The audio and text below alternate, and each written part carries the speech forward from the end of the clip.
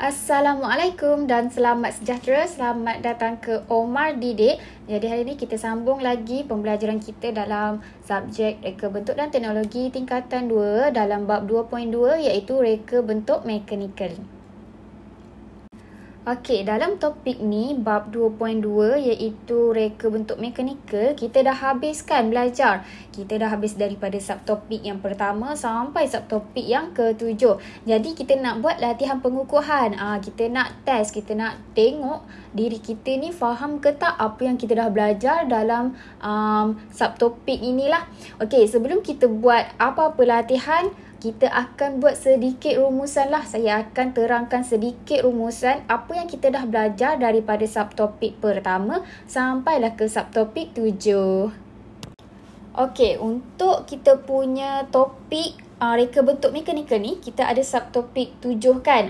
Kita ada 7 subtopik yang kita dah belajar. Subtopik yang pertama kita dah belajar macam mana kita nak kenal pasti apa tu komponen-komponen dalam mekanikal. Kita dah belajar 11 kan komponen. Kita dah belajar gear, kita dah belajar pautan. Pautan tu pada pintu kan. Lagi kita dah belajar macam mana nak gunakan takal. Dan kita dah belajar juga apa tu aci. Aci ada 2 jenis kan. Aci engkol, aci sesondol dan banyak lagi lah antara komponen mekanikal yang telah saya jelaskan secara terperinci. Subtopik yang kedua, kita nak cari kan, nak tahu bagaimana sistem mekanikal ni berfungsi pada sesuatu produk. Contohnya kita ambil basikal kan hari tu. Basikal tu kita belajar 4 lah.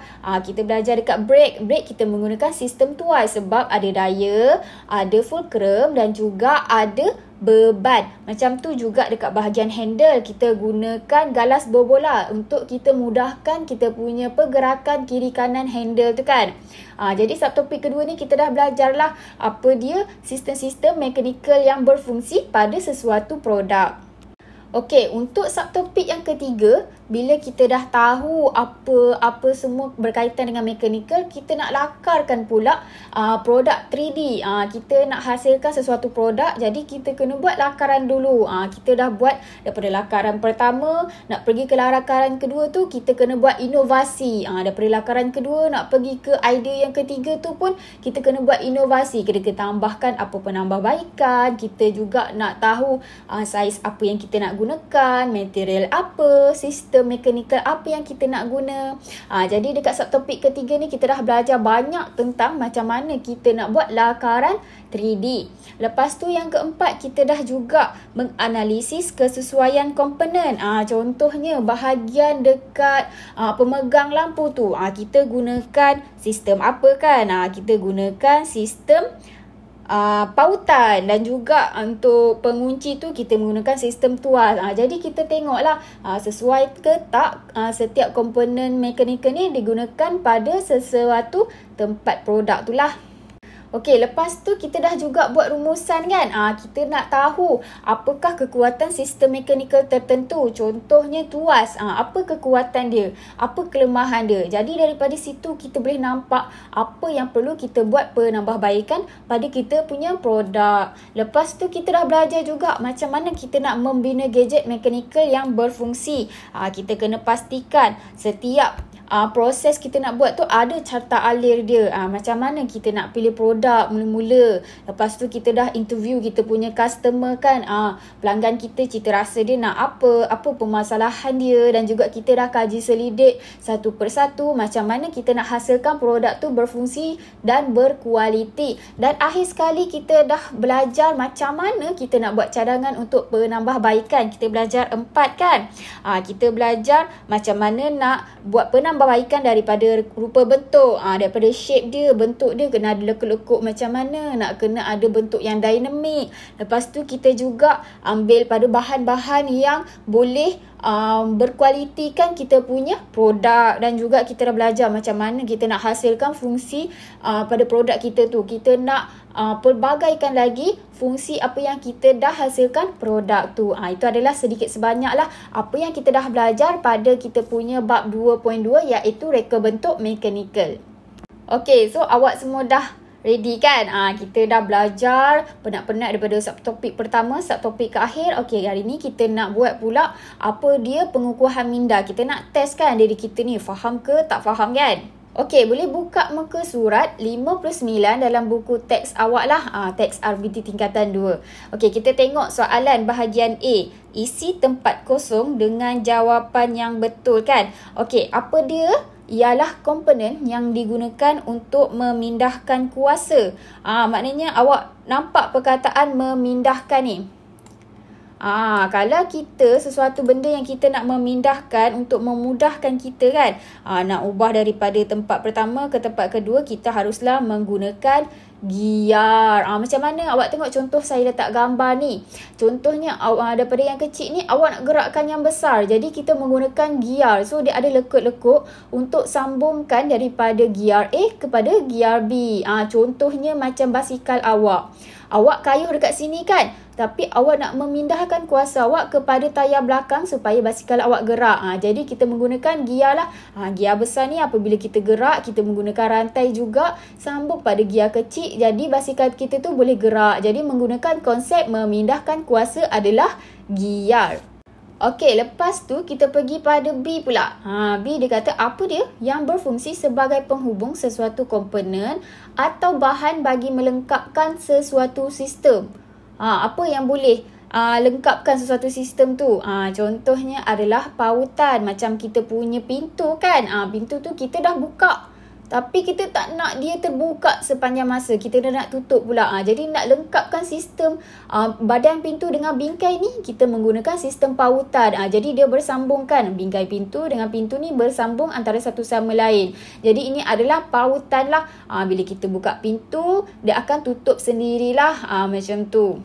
Okey, tengok soalan C pula. Penggunaan apa menyebabkan beban akan menjadi ringan dan mudah untuk diangkat. Macam tadi saya dah cakap kan dekat rumusan tu. Apa-apa yang kita nak angkat daripada bawah ke atas, kita haruslah menggunakan takal. Okey, awak tengok contoh kat sebelah ni, takal kan. Kita kena pusingkan kita punya ni dan kita boleh angkat dengan mudah kan. Daripada awak seret ke kiri ke kanan, bahan ni pun berat, kita nak angkat pun boleh sakit pinggang. Jadi penggunaan yang sebaik-baiknya adalah menggunakan takal lah, roda kan. So kita tarik je, dia akan mudah untuk mengangkat beban yang berat. Okey, untuk soalan D pula, dia tanya, apakah dapat mengurangkan geseran bagi menggerakkan sesuatu komponen? Awak highlightkan geseran. Geseran ni adalah pergerakan daripada ke kiri dan ke kanan kan. Kita nak gerakkan dia dengan mudah. Kita gunakan sistem mechanical gelongsor. Contoh macam pintu ni kan, kita nak buka dan tutup dengan mudah lah. Kita nak kurangkan geseran, nak kurangkan susah macam mana kita nak tolak ke kiri ke kanan, kita menggunakan komponen mechanical gelongsor. Kita menggunakan roda dan rel lah. Jadi senang lah kan kita nak buka tutup, kita menggunakan kaedah gelongsor. Okey, untuk soalan E pula. Ini dia tanya, fungsi apakah adalah untuk memegang dan mencengkam mata gerudi. Awak nampak kan mata gerudi ni? Kita menggunakan satu je, tak ada benda lain dah kita guna untuk kaitkan dengan mata gerudi, iaitu bindu. Nampak kan bindu kat sini, saya tunjukkan gambar. Depan ni adalah untuk megangkan kita punya mata bindu tu lah. Kita nak guna saiz apa kan? Kita nak guna saiz besar ke kecil ke, kita boleh adjust kat sini lah, kita pusing. So kat depan ni boleh pegang kita punya, megang ataupun mencengkam kita punya mata gerudi lah ataupun mata bindu.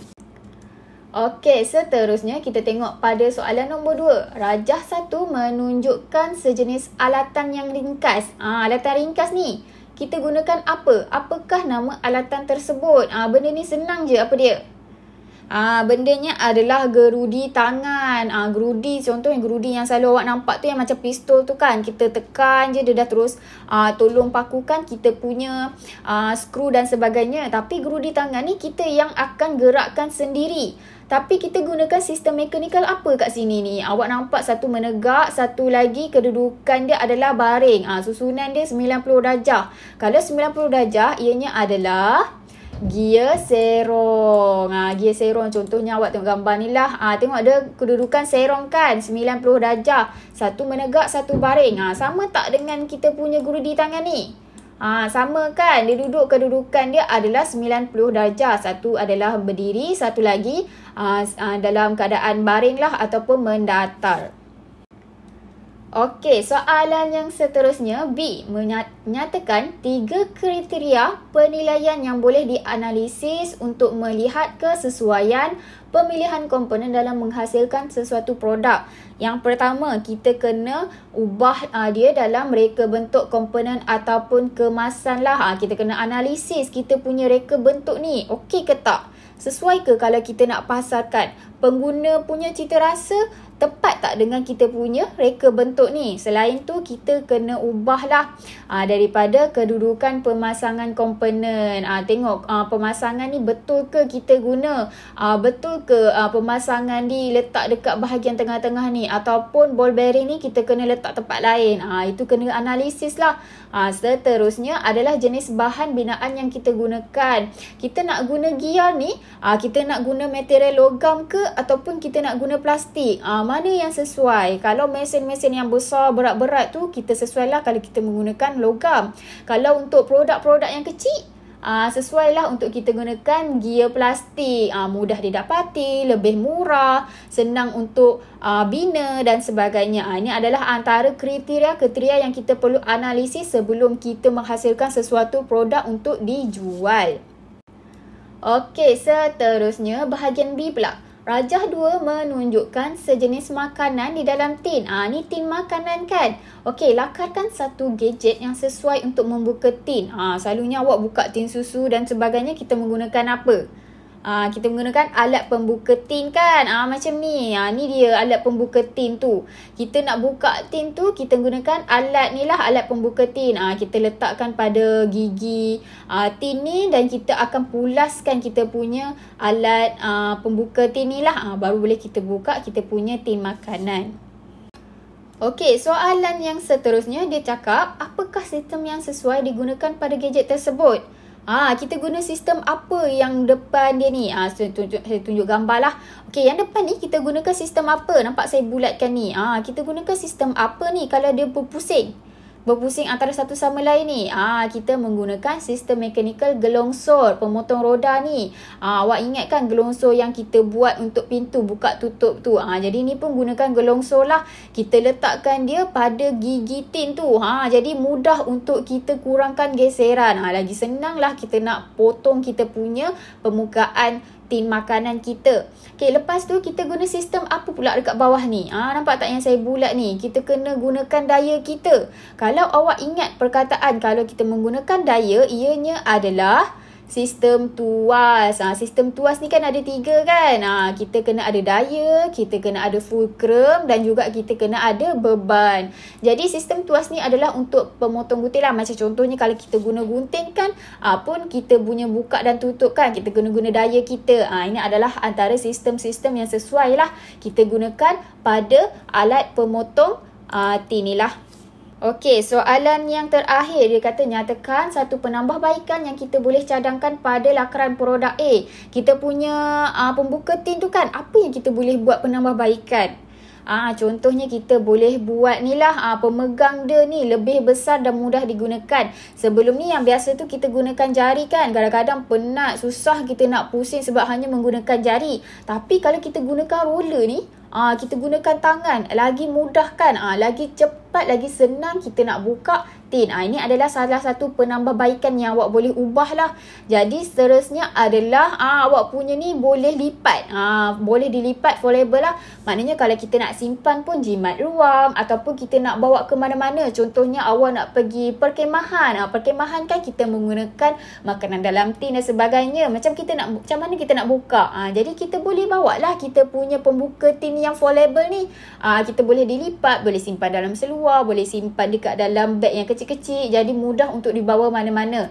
Ini adalah antara-antara penambahbaikan yang boleh dibuat. Ataupun awak ada idea-idea lagi yang bernas pun, kita boleh buat penambahbaikan pada kita punya pembuka tin tu lah. Okey, itu sahaja kita punya latihan hari ini. Terima kasih kerana sudi menonton. Semoga ilmu-ilmu yang diajar ni bermanfaat dan semoga kita berjumpa lagi pada pembelajaran yang akan datang.